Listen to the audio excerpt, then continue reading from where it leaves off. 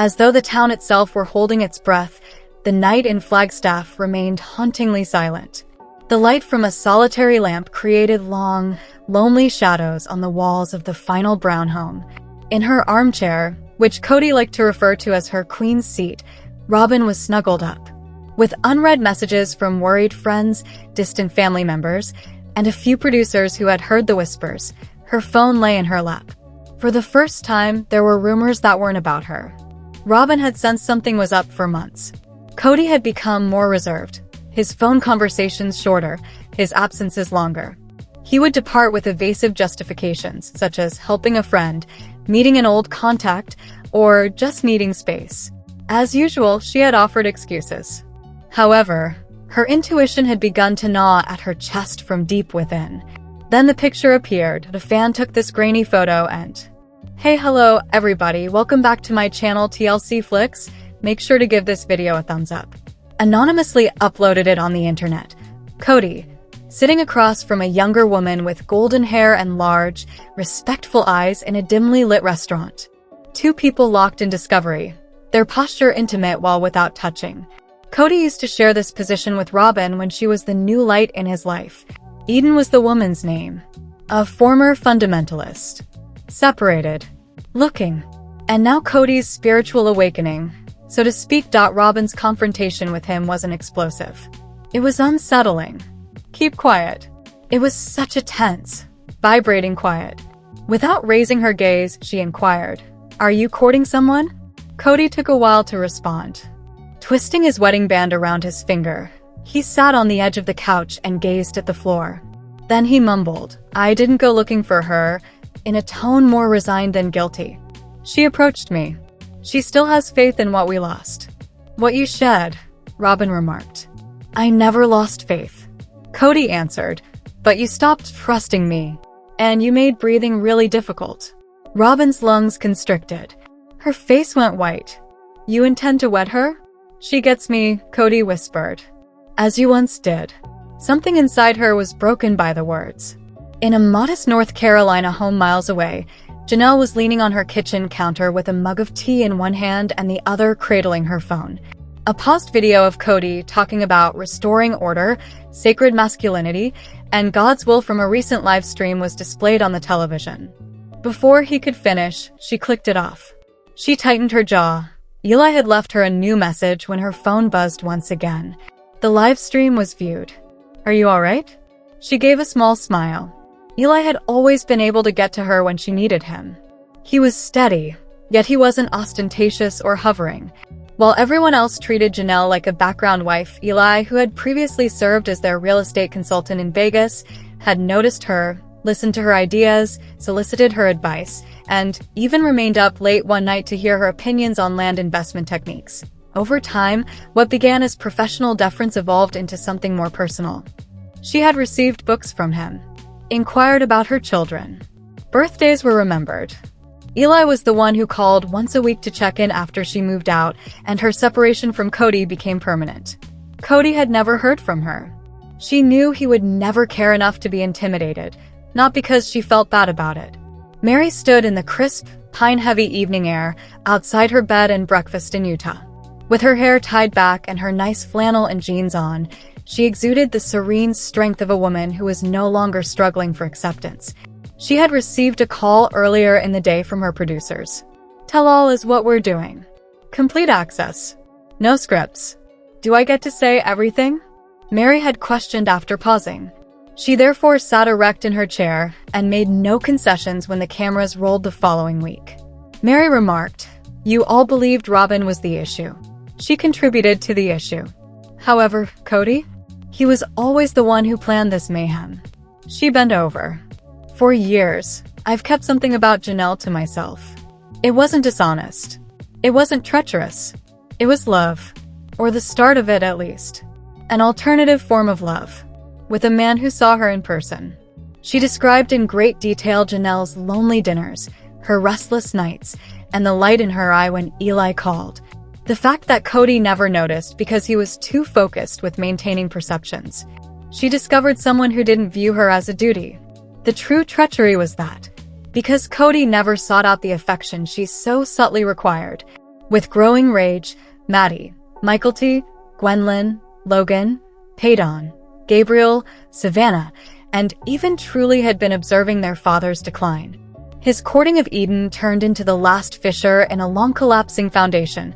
In a fit of rage, Gwendolyn recorded a voice memo and distributed it to everyone. I am fed up with him concealing himself behind God's will. Religion is not this. Ego is this. This is biblically justified desertion. In response, Paydon said, "We've been silent for too long. Let's make a statement. Together." They wrote a letter the following day that was frank, incisive, and public. Chaos masqueraded as order was our upbringing.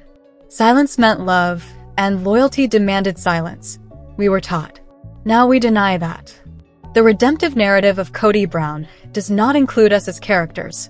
We are the surviving members of a legacy we did not request. Kody attempted to regain control by responding with a live stream. They have the wrong idea. They are unaware of the importance of spiritual leadership.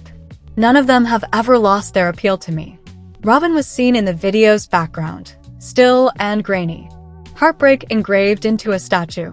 One brick at a time, she saw her dominion fall away. Later that month, Eden made an appearance at a spiritual conference, sitting next to Kody, with a composed smile and modest attire. She talked of restoring the sacred building, and Kody described her as a spiritual friend. The headlines went crazy. More telling, though, were the faces that were absent. Not a single brown woman was standing next to him. No child offered assistance. He was by himself, holding on to a philosophy that no longer benefited the family he had ruined. Days later, Robyn took the stage for her own interview. Her eyes were puffy, and her voice was gravel. Around her, the house appeared darker and smaller. She claimed to have fought for him. I pleaded with him not to leave. However, I believe he's probably been gone for a while. I simply wouldn't acknowledge it. She spat out a sour laugh and shook her head. I always believed that I was the last wife, the one that was selected. I now see, however, that I was merely a stop on his route to another destination. All of us were. In the last scene, Janelle laughed softly but sincerely as she and Eli strolled through a farmer's market. In the quiet and strength she had created for herself, Meri hosted a women's retreat at her inn. Despite not making the news, Christine sent flowers to each of her girls along with a message that said, "Your voice is your freedom. Continue to use it." What about Kody? Speaking to ever smaller groups of people, he stood on a stage and recited the values that had previously guided his home but were now being uttered into thin air. The wives were gone. The kids had said something. At last, the quiet had been disturbed, and all that remained of the man who had once ruled a kingdom were echoes. And there's more. Sister Wives Season 19 is providing insight into the circumstances surrounding Garrison Brown's untimely death, which occurred more than a year ago. Kody Brown and his second wife, Janelle Brown, became the parents of Garrison. Kody's wives, Robyn Brown, Christine Brown, and Meri Brown, all of whom raised the family's 18 children together, all adored him. Despite appearing frequently on Sister Wives during his adolescence, Garrison's appearances decreased as his relationship with Kody deteriorated. Her adult sons were mostly absent from the show after Janelle and Kody's divorce. Garrison passed away on March 5, 2024 by suicide. It was doubtful whether Sister Wives would ever bring up his death in the wake of such a tragic loss. In light of Kody's divorces from Janelle, Meri, and Christine, recent seasons have placed more emphasis on the adults' failing relationships than on the Brown kids. The impact of Garrison's death on the family was so great that it had to be addressed. Even while Sister Wives Season 19 episodes 2 and 3 were the most unpleasant to watch, they were also the greatest, honoring a life lost too soon. The way Garrison's death unfolded was much more heartbreaking than anticipated, even though Sister Wives previews suggested it would be covered this season. Meri received multiple phone calls from Kody while filming an interview piece. Kody informed her that it was an emergency, but she chose to ignore his calls and concentrate on her interview. Meri stayed on screen for a short while after she eventually answered the phone moment, as viewers were all too familiar with the terrible news that was being conveyed. Garrison's family members described, one by one, how they learned of his death. This demonstrated how the family's sense of normalcy was totally upended by his passing. The Browns are well-known people whose lives are shown on television, but they are also a devoted family who went through the unimaginable. The narrative was presented truthfully and chronologically, with the genuine feelings of every family member exposed. Additionally, the incident shed light on the dynamics within the broken family. Meri talked about taking a car to join Cody and feeding Janelle. Cody talked about comforting his kids, even the ones he didn't get along with. Later, Cody and Janelle talked about working together to make plans for their son. Given that the last few seasons of Sister Wives have focused on the mayhem inside the nonetheless, the way the family pulled together in the face of such unfathomable tragedy was one of the episode's few positive aspects. Sister Wives highlighted the positive influence Garrison's life had on his loved ones while also taking viewers through the events leading up to his passing. According to Gabriel Brown, who was very close to his brother, he was a very sincere individual who always felt a lot deeper than he expressed. Garrison brought an air of ease, he continued, which made he eloquently describe this as the real mark of a gentleman, making everyone around him feel at ease. Christine described Garrison's passion for stars, fire, and travel. Garrison's wit was mentioned by her daughter, Michael T. Padrone, and his friendliness was recalled by Michael T.'s husband, Tony Padrone. Photographs throughout the program demonstrated the breadth of Garrison's life. The family's remarks regarding their cherished son and brother encapsulated how unique he was, and his engaging presence was irreplaceable, especially in the midst of such a large family. As they described Garrison's hardships, the whole Brown family was forthright. The family all knew that he was sad, Christine said. Janelle disclosed that in order to monitor Garrison, she and her other sons would tag team. She also talked candidly about his alcoholism, revealing that it began during COVID and worsened in the year prior to his passing. Her openness is noteworthy not only because substance abuse is often undesirable, but also because alcohol was forbidden in the Brown family's religion. The confidentiality around mental health is lessened by the family's readiness to talk about Garrison's struggles. The tragedy compelled her to have more frank conversations about mental health, according to Janelle. She made sure her other children got the tools they needed to deal with the trauma they were going through. Janelle put her health and recovery first as well. It was crucial for her to keep occupied, and she was grateful that her relocation to North Carolina offered a new beginning away from the upsetting memories. Although it was difficult to see, Sister Wives' conversation of Garrison's passing was tremendously moving. It gave the tragedy a human face and demonstrated the terrible toll that suicide can take on a family. Those that are struggling will surely benefit from the conversation. Additionally, it demonstrates the void Garrison's death left in his family, and even though it cannot be filled, it will be essential to their rehabilitation to talk about his memory in an open and kind manner. As big spenders, Sister Wives actors Cody and Robyn Brown's former house in Flagstaff, Arizona, is stocked with opulent features, such as a fancy heated driveway. The family didn't appear to be particularly wealthy, and they actually weren't, so the show once had a grounded, approachable feel. Back then, there were bankruptcy filings, and cash flow problems caused Cody, Meri, and Janelle Brown to take dramatic actions. Janelle filed for bankruptcy in 1997, and Cody and Meri filed jointly in 2005. Through their Whitestone Trust, Cody and Robyn paid an incredible $2.1 million for the house they currently live in. The down payment was $420,000, and the property has 7,884 square feet. To make up the difference, the couple obtained a mortgage. Their previous home is likewise a highly upscale estate, but it's a showplace in Flagstaff. It was sold for $1.60 by the couple $1 by 2024. The house with the heated driveway is that one. Heated driveways are not inexpensive. According to Warmly Yours, one of these can cost $7,294. In actuality, though, that estimate is toward the lower end of the spectrum. The cost of driveway heating might reach $30,000, depending on the driveway's length, shape, and style. Cody and Robyn may have spent a significant amount of money on their heated driveway. The other women are now ex-partners, and some Redditors think Robyn and Cody decided to conceal their assets from them. They believe Robyn and Cody invested much in expensive art collections and other things since they anticipated those women would depart. There is no evidence to support that cynical perspective, but it might not be impossible either. It's obvious that Robyn and Cody led a more affluent lifestyle than the others. The patriarch and Robyn, his villain wife, were criticized on Reddit for living like celebrities.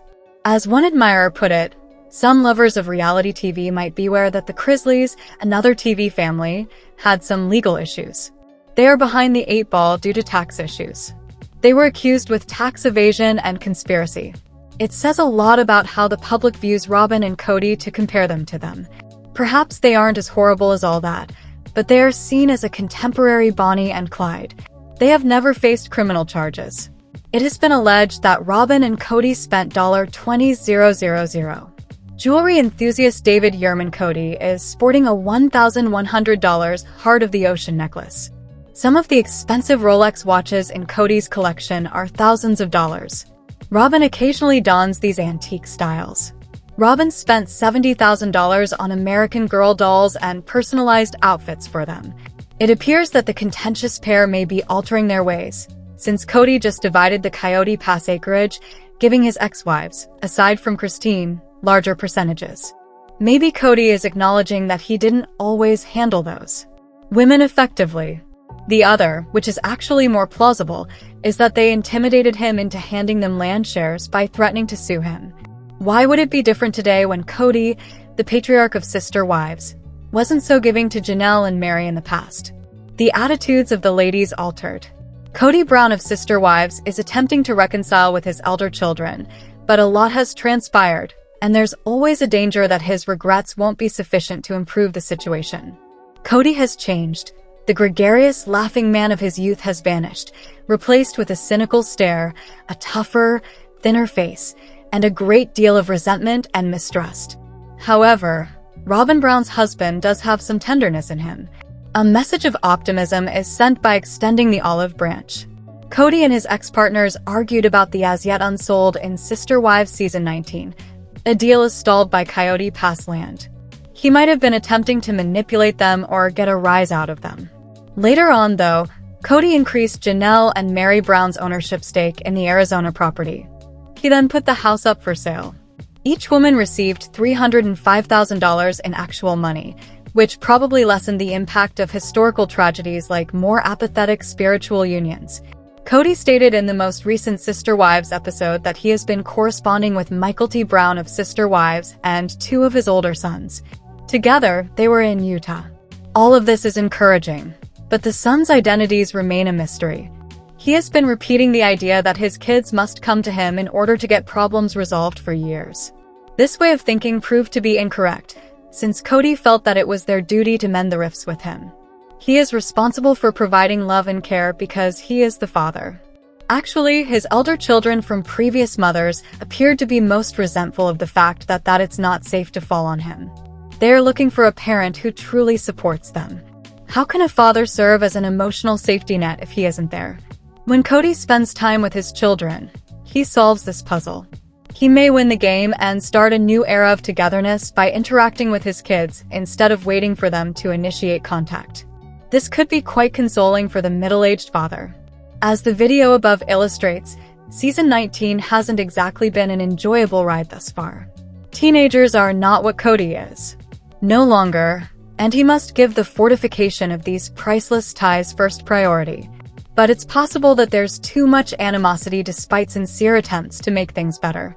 In any case, he ought to give it a shot, and if he doesn't succeed, try again. Making one's own child feel respected, safe, and loved is the most essential thing in the world. Our man in Flagstaff, Cody, is not a spy from a book by John le Carre. There was love in his heart that he could never conceal. It was obvious to all that Robyn had enchanted him, although he may have profited from keeping that unpleasant reality hidden. Nobody should have to live a life of deceit. He didn't really have to, of course. Cody's cover was exposed the moment Robyn entered his life. In a plural marriage, he was obviously a monogamous man. That caused him a great deal of agony, as well as the others. Sadly, a few of the others were kids who had to watch their dad swoon over somebody who was not their mother. They had to witness their mother's disappointment, jealousy, and sorrow. Her child's mind and memory would be etched with the expression in her eyes when things weren't going well. It would make them think less of their dad. Cody actually thinks this is the case. He has claimed that his love for Robyn is the cause of his issues with his kids. He believes that his preference for her is punishing him, and perhaps he is. Despite feeling tormented, he is completely devoted to Robyn. However, Cody can soar now that he is not trapped in the mental prison of unwanted polygamy. Pretending is no longer necessary for him. With his children, he can be himself. Authenticity like that has the power to transform everything. He should show his kids who he truly is, even though he shouldn't flaunt his happiness with Robyn and their romance might not be ideal anyhow. Now, he should find it simpler to be honest with his children in a typical marriage. To the extent that anything, it's crucial to see the true self behind the mask. The most comforting thing of all is getting to know someone well. Thus, Cody gave his heart to a single woman a long time ago. However, when he relinquished some of his 97% stake of the land, he seemed to be doing the honorable thing. Cody was attempting to act more gentlemanly, possibly because he was afraid of Janelle and Meri's threats to lawyer up. This exercise, in my opinion, is the appropriate approach. It is a caring, tactful, and wise course of action. Above, Paydon used Instagram to share a joyful event with other brown children. Cody ought to appear in more pictures like these. Cody chose to divide the Coyote Pass money, quite a sum of money, for whatever reason. He will most likely find it simpler to reintegrate into his elder children's lives with non-Robyn mothers as a result. Janelle, for instance, has significant financial issues. Giving their mother more than $300,000 to help her will let us know in your comments. And stay tuned by subscribing our channel to get more updates like this. Thanks everyone.